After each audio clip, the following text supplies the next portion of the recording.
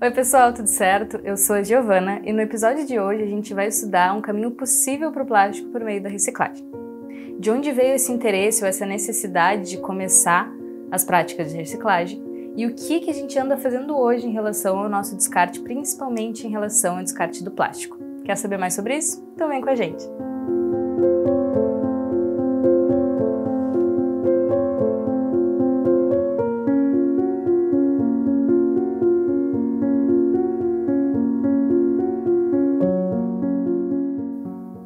A reciclagem, em uma explicação bem simplificada, é a alteração ou a modificação dos resíduos sólidos, ou seja, do lixo que a gente descarta, por processos físicos, químicos, biológicos que vão alterar as propriedades originais desses materiais, possibilitando com que eles sejam utilizados em outras situações, em outros objetos, em outras produções. Parece até um pouco engraçado afirmar isso, mas a nossa existência está diretamente ligada com a produção de algum resíduo. Algo a gente sempre vai ter que descartar. Dos hábitos mais naturais até os que a gente complexificou depois que a gente passou a viver em sociedade, gera sem dúvida nenhuma algo que vai necessitar ser descartado. O que muda nesse processo e faz com que coisas, objetos, materiais como o plástico, por exemplo, seja um grande problema, é a forma como nós começamos a lidar com esses descartes. E aí entra outras coisas também que a gente já discutiu nos episódios anteriores, como a questão do consumo excessivo. Aliás, se você não viu, dá uma clicadinha aqui. E da falta de conhecimento, ou realmente da falta de preparo, para poder fazer esse descarte de uma maneira correta, consciente e de uma maneira amigável para o meio ambiente. Essa preocupação do que fazemos com o que nós temos que descartar veio se intensificando nos últimos anos justamente pela quantidade de resíduos que a nossa sociedade, a nível nacional e mundial, tem gerado. Podemos pensar em um movimento de reciclagem ou um destaque do processo de reciclagem a nível mundial a partir da segunda revolução industrial, quando se intensifica a produção da indústria, quando os objetos começam a ser produzidos pela indústria, a ser consumidos em maior escala e, por consequência, a gente vai ter uma quantidade mais variada e mais volumosa de resíduos. A partir disso, então, começa esse processo também de monetização, mesmo que tímido, desse processo de reciclagem. Afinal, todo o trabalho que é executado precisa ser remunerado. Aqui no Brasil, nós temos registros através de documentos da participação de pessoas executando o serviço de reciclagem a partir dos finais ali do século XIX. Isso com mais intensidade, obviamente, e fontes com as quais a gente tem registro que está ali escrito uma ordem que fulano dá para ciclano, esses documentos realmente do cotidiano desse período do Brasil no final do século XIX, certo? Então, a partir desse momento, a gente tem notícias de pessoas que trabalham especificamente com essa tarefa de recolher o lixo e, por muitas vezes, separar esses materiais distintos também. É a partir da década de 1920 que, a nível mundial, há uma espécie de divulgação das possibilidades rentáveis que a reciclagem acaba trazendo.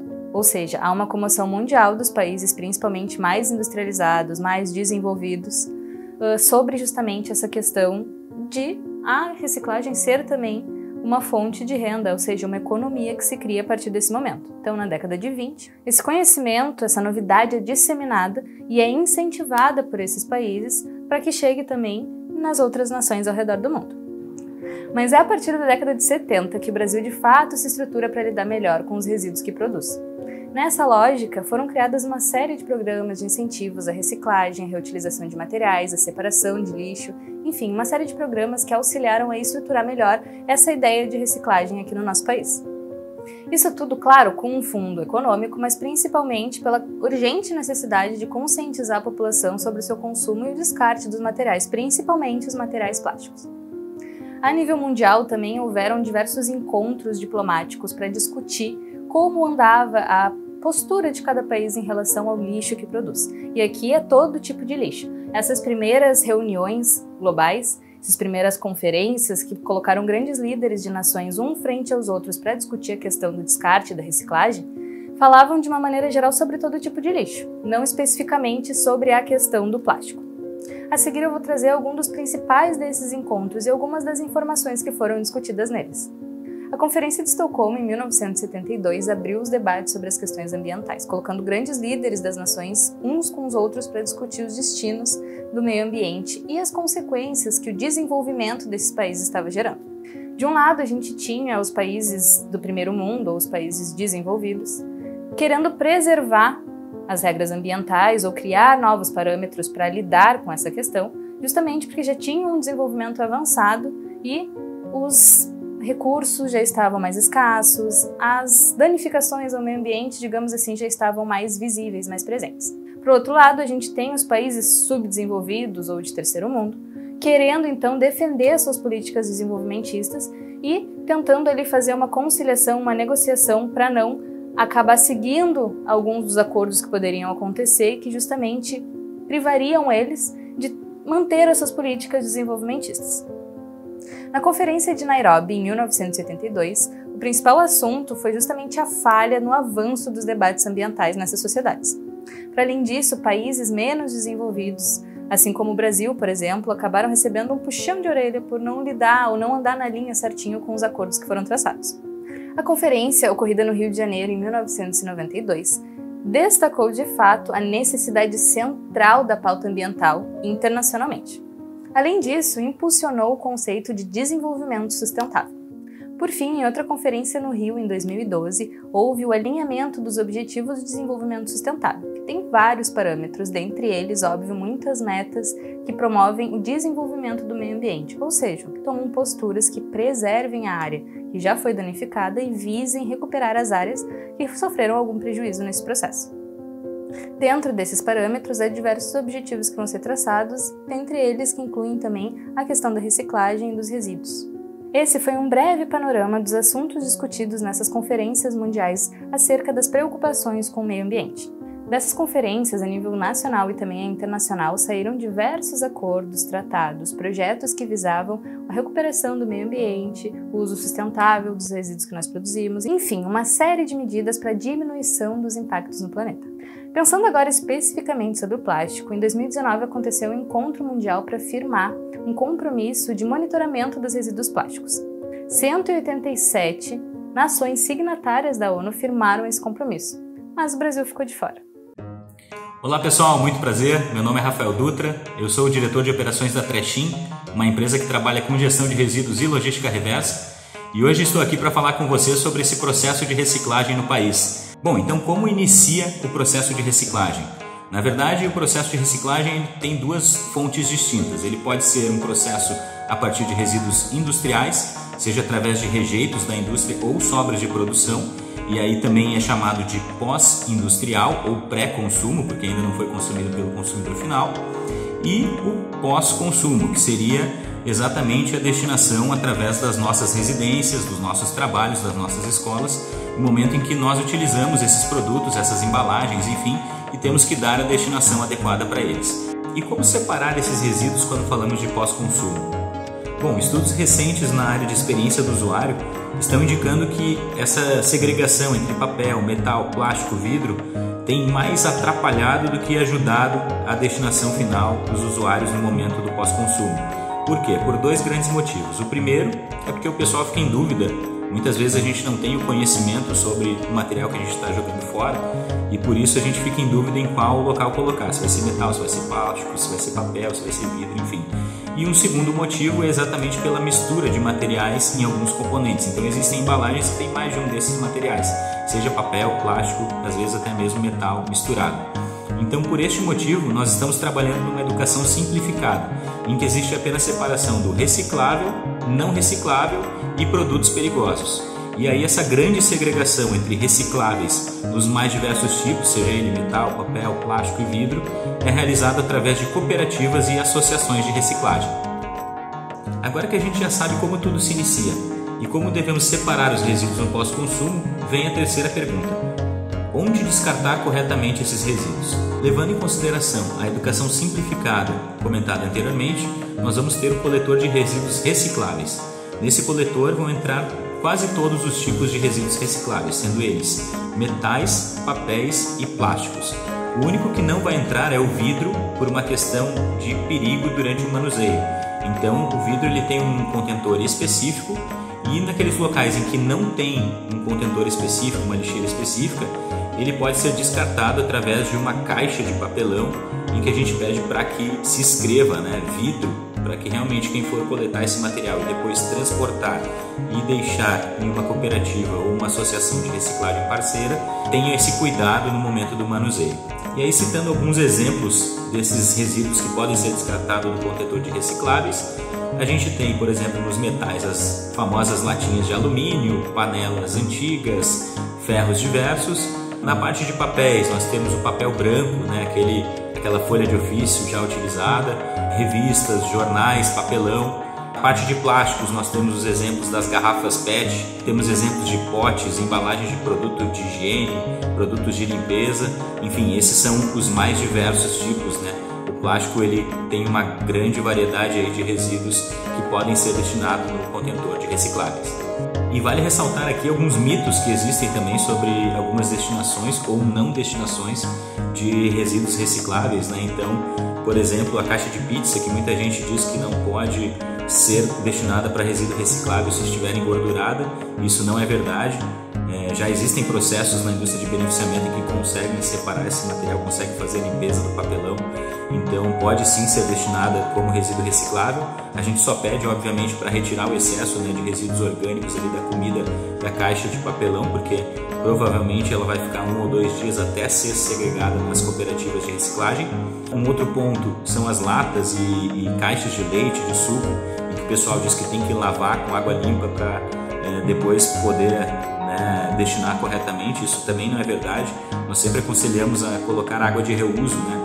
Então deixar assim ali os potes, as caixas de leite, de suco, enquanto está lavando a louça, por exemplo, para fazer uma pré-limpeza, mas também não precisa gastar água para fazer uma limpeza de um produto que posteriormente vai sofrer um processo de lavagem no momento do beneficiamento. É mais realmente para não juntar praga, não juntar alguns animais aí nas cooperativas e associações de reciclagem, no momento que isso for destinado.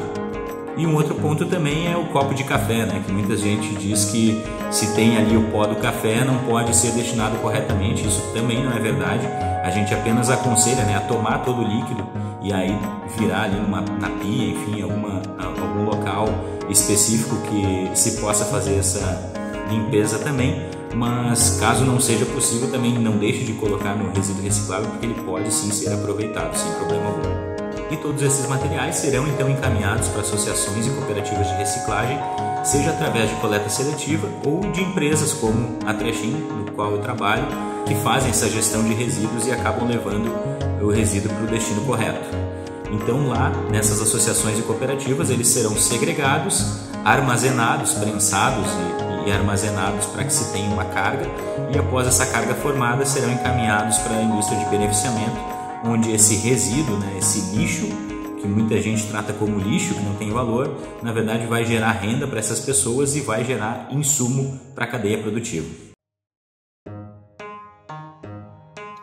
E aí pessoal, tudo bem?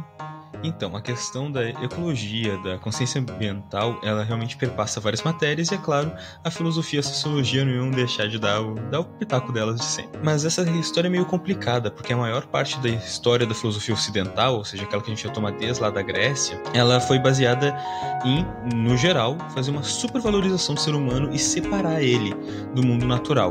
Ou seja, o ser humano ele era visto como privilegiado. Entre animais, nós somos aquele animal que é mais próximo dos deuses ou do deus, nós somos um animal que merece por algum motivo ter dominância sobre os outros. O mundo era nosso recurso, basicamente, e foi visto assim por muito tempo. Aqui, para exemplificar, por exemplo, a gente pode pegar o pensamento grego pré-filosófico, ou seja, aquela coisa da era dos mitos ainda, onde os rios, por exemplo, eram deuses, assim como a maioria das florestas. Muitos animais ou espécies de animais eram vistas como protegidas por algum deus específico e assim por diante. Por outro lado, conforme a filosofia vai avançando, especialmente quando chega na era de ouro da filosofia, né, Sócrates, Platão, Aristóteles, o foco fica muito mais voltado para o ser humano. E nisso a gente coloca uma valorização muito grande nele, porque o ser humano que é capaz de fazer filosofia, capaz de fazer ciência, capaz de construir grandes civilizações e assim por diante. Isso continuou ao longo da Idade Média e se desenvolveu no período moderno. Um grande exemplo dessa supervalorização do ser humano, desse antropocentrismo na filosofia moderna foi o Descartes. Descartes chegou a dizer, inclusive, que o mundo natural todo ele era mecânico à exceção dos seres humanos. Ou seja, nós humanos, nós temos alma, nós temos escolha, nós temos uma vida de fato. Agora, cachorros, gatos, coelhinhos, qualquer animal do mais fofinho que vocês conhecerem até o mais estranho, todos eles são como que robôs. Eles não têm uma alma propriamente dita, eles não têm sentimentos de verdade, eles só simulam sentimentos, eles são mecanizados. Nota como isso tira quase toda a empatia que nós temos em relação aos animais. É quase um argumento para dizer, não, a gente pode fazer o que quiser com eles, eles são nossa propriedade, eles não são uma forma de vida como nós. E continua assim por muito tempo. Uma crítica comum que se faz à filosofia moderna, em específico, ao pensamento de Descartes, é que a gente tomou o mundo como recurso. O mundo não é nossa casa, mas é o lugar onde a gente tira as coisas para a nossa própria produção. Então, essa daí é uma relação bem complicada que surgiu ao longo do tempo. Nos últimos tempos, agora século XX, século XXI, a filosofia e também a sociologia têm repensado muito esse tipo de relação que nós temos com a natureza. Em particular, o que é interessante aqui é notar como a filosofia desenvolveu duas vias de resposta, conforme a ciência nos mostrou que a questão ambiental é muito séria. Tive então essas duas reações. Uma primeira, ela costuma ser identificada como mais de esquerda. Em que sentido? No sentido em que diz que os problemas ambientais vão ser resolvidos na medida em que nós criarmos instituições e medidas governamentais que consigam controlar empresas grandes e impeçam elas de poluir em excesso ou de cometer crimes ambientais. Por exemplo, uma empresa X está cometendo pesca ilegal, um problema ambiental crescente no nosso mundo, daí o Estado interviria e impediria tais atividades, colocaria certos impostos, assim por diante. Então essa é uma visão um pouco mais de esquerda, que ela vai dizer que não, o fato da poluição estar crescendo, das espécies estarem em risco, as espécies não humanas principalmente, é decorrente do capitalismo. O capitalismo tardio, o capitalismo superprodutivo está gerando esses problemas, então a gente tem que ou modificar o capitalismo ou mesmo erradicar o capitalismo. A versão extrema vai dizer que não tem jeito, o capitalismo vai sempre querer consumir tudo, então a gente tem que acabar com o capitalismo. Uma versão muito diferente, por outro lado, seria o que às vezes chamam de ecologia conservadora, né? A visão de pessoas que são politicamente conservadoras, com tendências aí de defender certos liberalismos clássicos, que vão dizer o seguinte, aí algumas empresas até acabam cometendo erros, equívocos em relação ao tratamento do mundo natural, mas isso só acontece porque nós consumimos os produtos dessas empresas. O que é o certo a se fazer? Através da iniciativa individual, as pessoas têm que se conscientizar aqui, não a nível social, estatal, mas a nível de indivíduo mesmo, tem que perceber que elas fazem parte do mundo natural também. Nós somos animais, nós precisamos da natureza para viver, e assim como nós somos parte dela. Aqui notem que é uma visão bastante diferente, porque ela não coloca o peso no Estado, na organização estatal, mas coloca nos indivíduos. Cada um tem que, por si só, conseguir perceber essas questões ambientais e, a partir disso, só então vai mudar seus próprios hábitos, vai favorecer fontes renováveis de energia, vai consumir produtos que sejam recicláveis, assim por diante. Evitar plástico, essas práticas que nós conhecemos, medidas do dia a dia, de reciclagem e de aproveitamento de energia. Então nota aqui que o central não é tanto mobilizar o Estado, as instituições, mas antes ter mais temperança. Temperança é aquela velha virtude da filosofia que diz que é o autocontrole, não querer sair consumindo tudo, não querer dominar tudo o tempo todo, é conseguir se controlar e se contentar com o mínimo para o bem viver. Então nota que, embora elas sejam bem diferentes, uma reação muito associada com a esquerda, outra muito associada com a direita, elas ainda assim são bastante complementares. Tem pessoas que tentam beber das duas fontes, dizendo, não, a gente precisa de um controle estatal, graus variados, né, para impedir que grandes empresas possam ficar impunes de crimes ambientais, mas ao mesmo tempo a gente precisa sim da iniciativa individual, de cada pessoa tomar consciência por si só. Essa terceira tendência também é reforçada pelo sentido de interdisciplinaridade. Como assim? Não basta que agora a economia tratar da questão ambiental, não basta a biologia tratar da questão ambiental, a química, a física, a sociologia, nenhuma delas isolada, nenhuma delas sozinha é capaz de dar conta dos problemas ecológicos, ambientais, poluição e assim por diante. O que dá conta disso é elas todas trabalhando juntas a partir de sua própria perspectiva. Elas em conjunto vão nos permitir ter uma visão mais completa de problemas específicos, onde nós estamos errando, quais as medidas mais eficazes para proteger a natureza e assim por diante. Então aí nós vemos duas posições e meia, como eu gosto de falar. Uma posição mais conservadora, que volta para a iniciativa individual e responsabilidade dos indivíduos frente ao consumo próprio da natureza, e daí também teve um outro lado que diz que não, que a grande questão é a maneira que o capitalismo empresarial funciona hoje em dia, ele tem que ser controlado em alguns aspectos, e também tem essa visão mais intermediária, que pega um pouquinho de cada uma e diz, sim, a gente tem que responsabilizar grandes indústrias, ao mesmo tempo responsabilizar os indivíduos que consomem esses produtos. Então aí já está um quadro mais ou menos completo, e também agora as ciências sociais entram muito em apontar como esses diferentes aspectos têm que ser estudados por várias ciências. Nenhuma ciência sozinha consegue dar conta disso, porque Realmente, é um fato que afeta todas as áreas da nossa vida, desde as ciências mais humanas até as mais biológicas, passando no meio ali pelas mais exatas. Nossa, impossível a gente não parar para refletir um pouco sobre o que foi falado agora, né? Querendo ou não, essa mudança de hábitos, essa mudança de postura e esse melhor trato com os nossos resíduos tem que partir da gente também. Bom, vocês lembram anteriormente quando eu falei sobre a economia do lixo a partir da segunda revolução industrial, quando isso começa a ficar rentável e é disseminado para os outros países? E que chega aqui no Brasil com mais força a partir da década de 20, depois se desenvolve de fato na década de 70? Então, é exatamente sobre a economia em torno da reciclagem que a gente vai falar agora. Por isso eu vou chamar de novo o Sérgio da Trechim para explicar um pouco sobre isso pra gente. Então, o segundo ponto é exatamente após esse descarte, algumas empresas de gestão de resíduos, assim como a Trechim, ou então a própria prefeitura, através da coleta seletiva, retira esse material e leva até uma cooperativa de reciclagem ou uma associação de reciclagem parceira. Lá nessa cooperativa, dezenas de pessoas vão separar esses resíduos em inúmeros outros tipos de resíduo. Então, por exemplo, o papel ele vai ser segregado em papel branco, papel misto, papelão. O plástico vai ter lá o PET branco, o PET colorido, o PP, enfim, e assim sucessivamente. Então, vai ser separado em várias dezenas, na verdade, de tipos de material, e esses tipos de materiais eles vão ser depois destinados, e aí vem o próximo passo da economia circular, eles vão ser destinados para a indústria de beneficiamento. Nesse processo, a reciclagem acaba gerando renda para essas pessoas das cooperativas e obviamente isso tem um impacto social e ambiental bastante grande, porque a gente deixa de destinar incorretamente e gerar volume no aterro sanitário de maneira desnecessária e ainda assim acaba impactando inúmeras pessoas aí no processo através da geração de renda.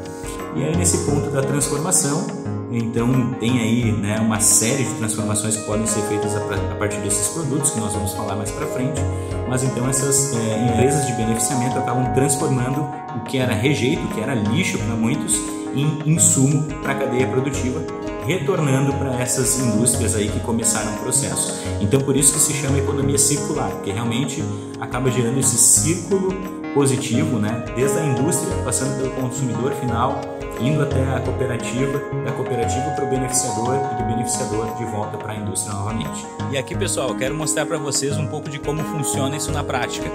Então aqui, à minha esquerda, nós temos uma mesa de triagem, aqui os contentores em quais são separados então esses tipos de resíduo, e lá atrás os big bags que eu comentei, que estão os materiais já triados, armazenados, aguardando a destinação para o beneficiador final. Materiais já segregados, aguardando lotar então os big bags para irem para a área de armazenamento e posteriormente serem encaminhados para o beneficiador final. Então é mais ou menos assim que funciona. Óbvio que algumas cooperativas não utilizam mesa, elas utilizam esteiras, outras ainda triam no próprio chão quando é trocada a carga. Aqui também esses contentores muitas vezes são substituídos por bombonas. E os big bags, às vezes o pessoal trabalha com big bag, às vezes com prensa, como eu comentei, com fardos, mas é mais ou menos assim que ocorre a produção. Então chega, o pessoal tria nessa mesa, nesses mais diversos tipos de material, acomoda, armazena e depois faz essa destinação final para os beneficiadores. Mas Rafael, e aqueles resíduos de origem industrial que tinha sido comentado anteriormente? Bom, esse é um ponto bastante desenvolvido já na cadeia de reciclagem do país. Então, normalmente a indústria, quando tem algum tipo de rejeito, algum tipo de sobra de produção, ela já faz o contato com o beneficiador, ela já vende esse resíduo, ela já destina corretamente, exatamente porque tem muito mais pressão, tanto da parte legal como da parte financeira mesmo, de negócio, tendo que gerar receita a partir daquilo. Então, não pode ser um prejuízo para a empresa. Então, essa parte da reciclagem no país já está bastante desenvolvida para pequenas, médias e grandes empresas. E aqui vale uma observação também bastante interessante com relação a esse fluxo de reciclagem no país, que são de alguns produtos que são recicláveis, mas não são reciclados. Isso tanto na parte de indústria como na parte de pós-consumo, muito em função da questão financeira. Então, existem alguns resíduos aí, como é o caso do BOPP, que é utilizado em muitas embalagens aí de alimento para manter as propriedades do alimento, mas o processo de reciclagem desse material às vezes é mais caro do que fazer um processo de confecção desse insumo desde o início. Então, alguns materiais, assim como o caso do BOPP, existem outros tipos de material que também tem essa dificuldade de reciclagem, apesar de serem recicláveis. E aí a indústria está correndo atrás, né? Empresas como a própria Trechin também está correndo atrás de soluções para que se consiga aumentar, obviamente, o aproveitamento de resíduos como esse. Então tem o caso aí da borracha, que já está encontrando solução, o próprio BOPP já estão trabalhando em algumas ações para conseguir desenvolver aí uma ação que seja sustentável financeiramente falando. Então existem algumas soluções que estão sendo encontradas, mas existem sim ainda dificuldades para se transformar aí todos os tipos de resíduos recicláveis em resíduos reciclados em insumos para a cadeia produtiva. E por que reciclar é economicamente rentável? Bom, acho que isso já é uma construção de tudo que a gente falou até aqui. Na verdade, primeiramente nós economizamos muito com gastos públicos, uma vez que a gente não encaminha materiais incorretos para aterro sanitário. Isso evita, obviamente, grandes contas para ser destinado, evita a questão logística, que a gente tem muito custo logístico também para isso, e evita até mesmo fiscalizações em cima disso, que obviamente devem ser pagas para que pessoas possam fazer essa fiscalização. Então, só aí já existe uma economia na questão de gastos públicos. Um segundo ponto é essa geração de renda para todas essas pessoas envolvidas no processo, desde a parte da cooperativa, né, os cooperados, os associados, depois a questão da logística, a questão da empresa de beneficiamento e, por fim, a questão da economia também por parte da indústria que está transformando todo esse material. E o terceiro ponto, obviamente, é o impacto ambiental e social atrelado ao financeiro, né, que é exatamente isso de evitar também gastos com despoluições de rios, de mares e tudo mais, com ações que têm que ser realizadas em vários cantos do mundo para melhorar aí a questão do impacto que se tem devido a essa destinação incorreta. Então, na parte de condomínios, por exemplo, destinar um óleo incorretamente numa pia pode gerar aí problema com um esgoto. Destinar incorretamente algum tipo de material reciclado pode gerar pragas, pode gerar, enfim, doenças. Então tudo isso acaba impactando na economia, então por isso reciclar é economicamente rentável. Não só por uma questão de venda do resíduo no fim, né, que acaba se transformando em insumo e volta para a questão produtiva, mas também por impactar direto ou indiretamente nessas questões públicas, essas questões fiscais, essas questões de despoluição que a gente tem que fazer como sociedade. Então por isso realmente reciclar é economicamente rentável. E aí vem a última pergunta, a grande pergunta após tudo isso que a gente conversou até aqui, que é como está o mercado atualmente, né, de reciclagem no país. Então nós temos uma fonte em que gostamos de consultar, que é a Brelp, Associação Brasileira de Empresas de Limpeza, e ela comenta que em torno de 4% dos resíduos que poderiam ser reciclados estão sendo de fato reciclados. Então, óbvio que é muito pouco, mas esses 4% estão gerando em torno de 25 bilhões de reais por ano para a economia. Ou seja, o setor de reciclagem é um setor fundamental para a economia do país, é algo que deve sim ser estruturado cada vez mais, e por isso que entram aí empresas como é o caso da Trechin, do qual eu sou diretor, que é exatamente para aplicar tecnologia nesse mercado, que é para buscar novas soluções, que é para fazer a conexão entre esses agentes, né, a cooperativa, o consumidor, a própria indústria que faz toda a produção desses materiais e buscar novas soluções. Então é por isso que esse mercado está em evidência, é por isso que existe tanta fiscalização em cima, a questão de ESG, né, que nós estamos falando aí de social, governança e também ambiental. Então tem se falado muito sobre esse assunto porque a economia realmente pede que esse assunto seja tratado, que esse assunto seja tratado como prioridade, e tem demonstrado que gera muita renda, gera muita economia também por um outro lado, exatamente por não ter que usar tantos insumos, e sem dúvida tem impacto positivo em todas as áreas. Então este é o atual cenário da reciclagem no país, e é um cenário que a gente está tentando melhorar aí a cada dia através das nossas ações, e pedimos para que vocês também, a partir das destinações simples ali corretas, façam o mesmo aí, né, através das fiscalizações, enfim, porque sem dúvida é isso que vai mudar o jogo, é isso que vai fazer com que a gente aumente esse número de 4% para outros patamares muito melhores. Por hoje é isso, pessoal. Agradeço a atenção até aqui, espero que tenham gostado aí do conteúdo. Foi um prazer falar sobre esse tema que é tão importante para a gente e fico à disposição. Peço também para que vocês, por favor, pesquisem um pouco mais aí sobre as soluções, pesquisem um pouco mais sobre a nossa empresa, acessem lá as nossas redes sociais, entrem no nosso site www.trechin.com.br, enfim, e tentem se inteirar cada vez mais sobre esse assunto da reciclagem, que sem dúvida é algo que está sendo tratado como prioridade, está crescendo cada vez mais, não só no país, mas no mundo inteiro, e sem dúvida tem boas soluções aí para o futuro. Valeu, muito obrigado, um abraço e até mais. Bom, galera, a gente já falou sobre bastante coisa até aqui, mas ainda falta uma parte muito importante. Não tem como falar sobre economia sem dar uma atenção especial para quem faz ela se movimentar. E aqui eu tô falando especificamente dos trabalhadores da reciclagem. Como eu já tinha comentado com vocês anteriormente, já a partir do século XIX nós temos registros nas fontes de pessoas que realizavam um trabalho específico da coleta de resíduos. Dentre esses grupos que trabalhavam com essa profissão, nós tínhamos inclusive imigrantes. A partir do século XX, a gente vai ter um aumento no número desses catadores, certo? Principalmente nas zonas periféricas. E a partir da década de 1950, dentro do século XX, a gente vai ver um aumento ainda maior desses trabalhadores, principalmente com a formação dos grandes centros urbanos.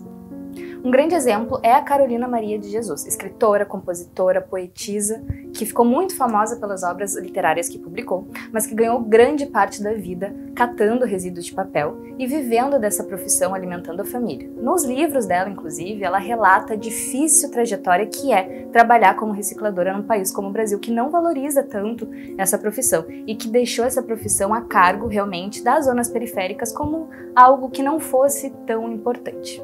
A principal obra em que a gente encontra esses relatos é Quarto de Despejo, que foi publicado em 1960, e nele ela relata diversas dificuldades que ela enfrentou, tendo essa profissão e também ao longo do seu percurso tentando trabalhar em outros campos, em outras profissões que também foram profissões extremamente desvalorizadas e associadas à periferia em função de uma grande tradição racista que acabou excluindo uma grande parte dessa população e jogando ela para as periferias depois do pós-abolição. E esse é um problema que vai se aprofundar durante o século XX. Recolher resíduos, lavar, cozinhar, construir são alguns exemplos de profissões que são de extrema importância, são profissões essenciais para a nossa sociedade, mas que foram subvalorizadas ao longo dos anos. Essas ocupações foram subalternizadas e invisibilizadas, o que é no mínimo contraditório, visto que se não fossem todas essas tarefas, ninguém seria capaz de viver plenamente em sociedade. E é por esses e outros motivos sócio-históricos e econômicos que trabalhos como de catadores e de garis são subvalorizados e invisibilizados, mesmo reconhecidamente sendo de extrema importância. Sempre houve uma complexidade e uma variedade no perfil desses recicladores. A grande maioria ainda trabalha de maneira autônoma, recolhendo lixo nas ruas, nas lixeiras, e a gente tem também os que trabalham com cooperativas. E isso é uma forma de manter esse trabalho como uma cara, um perfil assim um pouco mais estável. Buscando unificar essas pautas e indo em busca de melhores condições, nasce em 1999 o Movimento dos Catadores de Materiais Recicláveis. Logo em 2001 aconteceu o primeiro Congresso Nacional dos Catadores de Materiais Recicláveis, em Brasília, juntando mais de 1.700 catadores e catadoras. Nesse congresso foi lançada a Carta de Brasília. Nesse documento há uma série de reivindicações de catadores e catadoras de lixo que sobrevivem dessa atividade. Há sim atualmente iniciativas que buscam promover o respeito e reconhecimento pela profissão de todos aqueles que trabalham na área de limpeza, recicladores, catadores, garis. Mas a realidade é que todos esses incentivos ainda não foram capazes de consagrar de fato a importância que essas funções têm. Esses trabalhadores urbanos ainda vivem à margem dos direitos sociais e principalmente trabalhistas, ficando de fora da grande circulação econômica que tem em torno da reciclagem. Desde a coleta nas ruas, a separação e a modificação desses materiais para que eles retornem ao nosso consumo, nós temos o envolvimento direto de trabalhadores e trabalhadoras que são subvalorizados, que são invisibilizados, mas que na realidade tornam os projetos de preservação do planeta realidade. O que eu quero dizer com isso é que sem a presença desses trabalhadores, praticamente nenhum lixo seria reciclado. E quem de fato coloca a mão na massa para tornar esses projetos realidade são eles e elas envolvidos na reciclagem e no processo de catar esses materiais. Valorizar a política ambiental no Brasil e promover projetos de reciclagem passa diretamente por reconhecer a importância primordial desses trabalhadores. Inclusive, e principalmente, no sentido moral, evitando qualquer tipo de estereótipo e visão negativa, estigma sobre essas profissões, e também no sentido financeiro, afinal de contas, há sim uma grande movimentação de dinheiro girando em torno da indústria da reciclagem e que não passa nem perto de atingir essas famílias que trabalham com isso e que fazem esses projetos de reciclagem acontecer. Bom, galera, por hoje ficamos por aqui. Aguardo vocês no próximo episódio do Dossiê do Plástico. Tchau, tchau!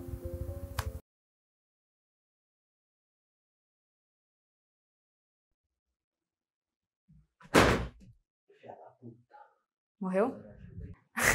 Para de rir, cara. Um caminho possível para o plástico por meio da reciclagem. Da onde vieram os primeiros instintos ou A mosca maldita.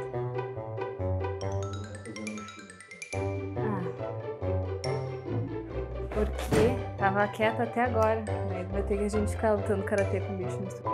Que vão transformar esses materiais em outras coisas, não necessariamente outras coisas completamente diferentes. Mas eu já me enrolei aqui porque era bem mais simples de falar sem isso aqui que eu falei. Mas é a partir da década de 70 que o Brasil de fato lida melhor e se estrutura para poder... Vai dar certo, eu tenho fé.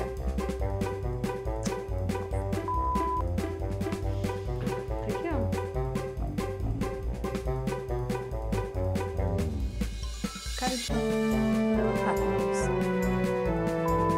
A Conferência de Estocolmo, em 1972, abriu os debates sobre as questões ambientais e sobre a questão da reciclagem, dos descartes e lixos. Descartes e lixos. É latim, não sei se vocês conhecem. A Conferência de Estocolmo, em 1972. Olha, eu sorrindo para falar sobre os problemas e os desastres ambientais do mundo. Vamos de novo.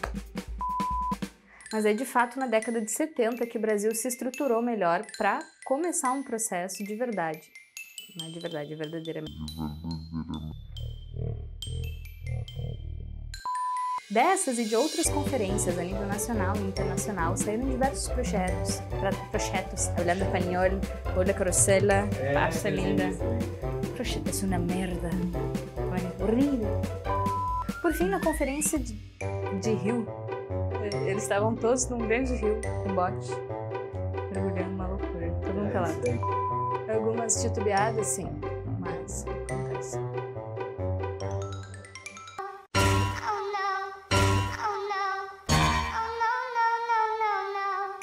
Revela, cara! Por fim, na Conferência do Rio de 2012, houve o desenvolvimento...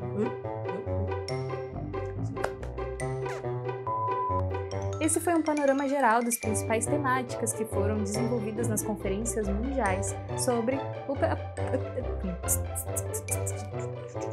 aproveitar para arrumar de novo meu cabelo que está me incomodando um pouco.